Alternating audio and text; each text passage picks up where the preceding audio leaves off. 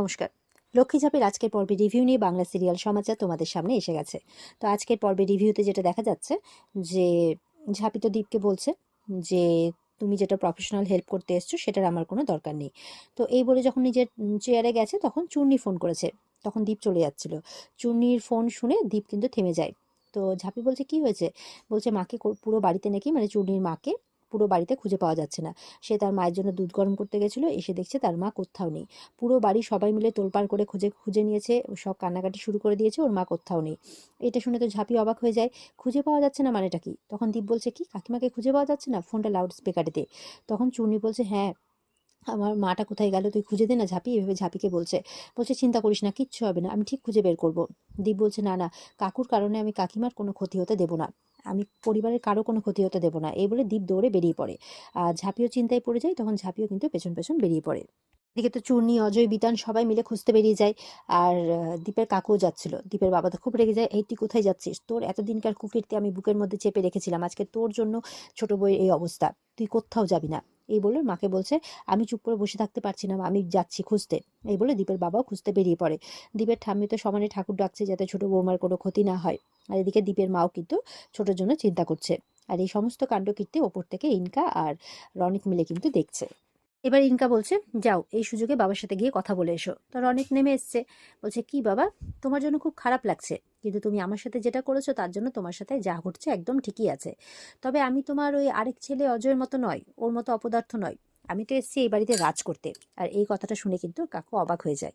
ওদিকে দেখা যাচ্ছে ঝাঁপিরা সবাই মিলে খুঁজছে, কিন্তু কোথাও খুঁজে পাচ্ছে না। অজয় চূর্ণিও সব জায়গায় খুঁজছে, চূর্ণি তো হাউমাউ করে কাঁদছে।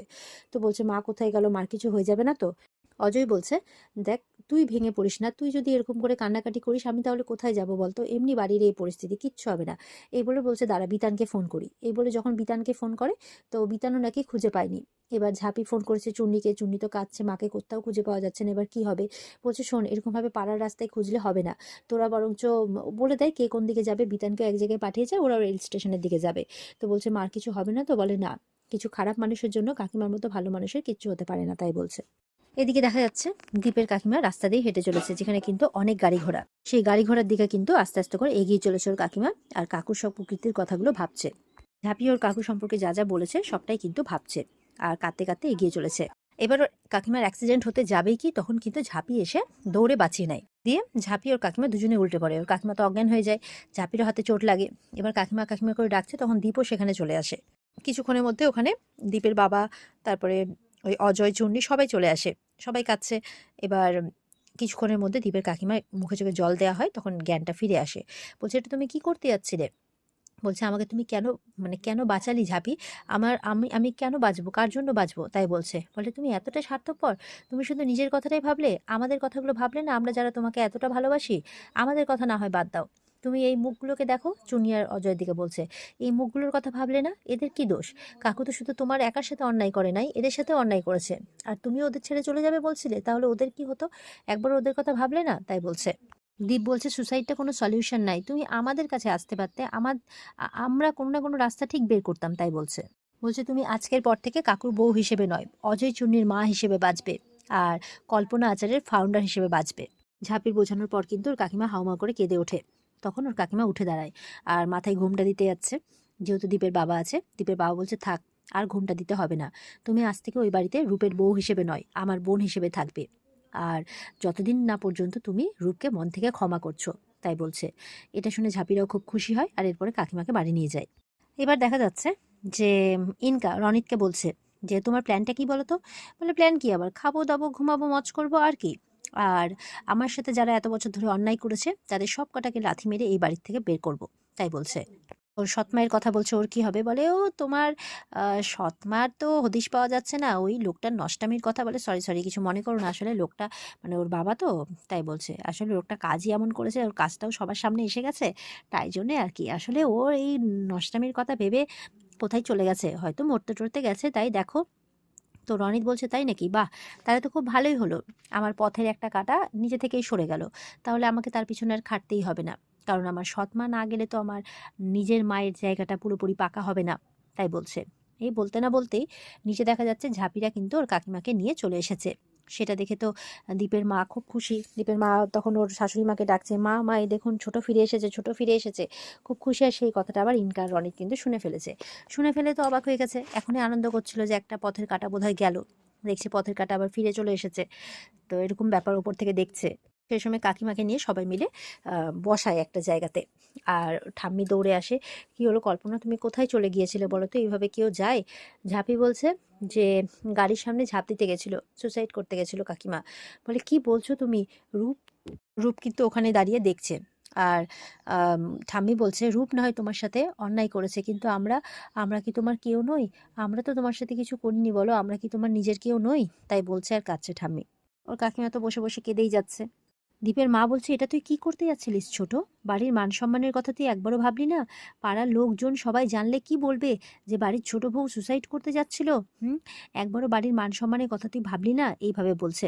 ঝাঁপি তখন মানে ঝাঁপি দ্বীপ সব অবাক হয়ে তাকিয়ে আছে ওর মায়ের দিকে। মানে কাকিমার চিন্তা নাই, ও বাড়ির মান সম্মানের কথা ভাবছে। তখন ঝাঁপি বলছে ছাড়ো না জেঠি, এখন না হয় তুমি এই মান সম্মানের কথা বলে নাই বা বুক বাজালে, কারণ আজকে সকালে যে ঘটনাটা ঘটলো সেটা তো এখনো 24 ঘন্টাও পার হয় নাই। তাই বরঞ্চ মান-সম্মানকে গুরুত্ব না দিয়ে বাড়ির লোকগুলোকে গুরুত্ব দাও। তার কারণ বাড়ির লোকগুলো বাঁচলেই তো এই বাড়ির হারানো সম্মান আবার ফিরে আসবে, তাই না? তখন তো ঝাঁপির উপরে আবার রেগে যায় দীপের মা।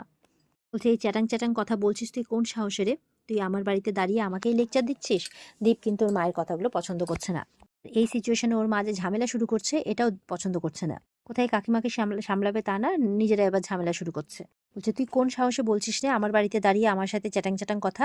দীপ তো তোকে বলেই দিয়েছে তুই কেউ হোস না। আর আমি তো তোকে বলতে যাবে কি?" দীপের বাবা একদম একদম রেগে চিৎকার করে ওঠে, "একদম চুপ করে থাকো। আর একটাও কথা বলবে না। তার কারণ আজকে এই মেয়েটার জন্যই এই মানুষটার প্রাণ বেঁচেছে। আর এই মেয়েটা ছিল বলেই এই বাড়িতে অনেক আগেই কালী লেপনটা হয়নি।" ঠাম্মি বলছে, "মান-সম্মানটা তো আর ছোট ডোবায়নি। মান-সম্মানটা তো ডুবিয়েছে আমার সুপুত্র রূপনারায়ণ।" তার দিকে আঙুল দেখিয়ে বলছে। বলছে, "একা শুভ্রাই কুলাঙ্গার জন্ম দেয়নি, আমিও দিয়েছি এই কুলাঙ্গারটাকে জন্ম। যদি আগে জানতাম এ কুলাঙ্গার হবে, আতুরেই বিষ মিশিয়ে খাইয়ে ফেলতাম, তাই বলছে মেরে ফেলতাম।" এবার তো ঠাম্মিও হাউমাউ করে কাঁদছে দুঃখে।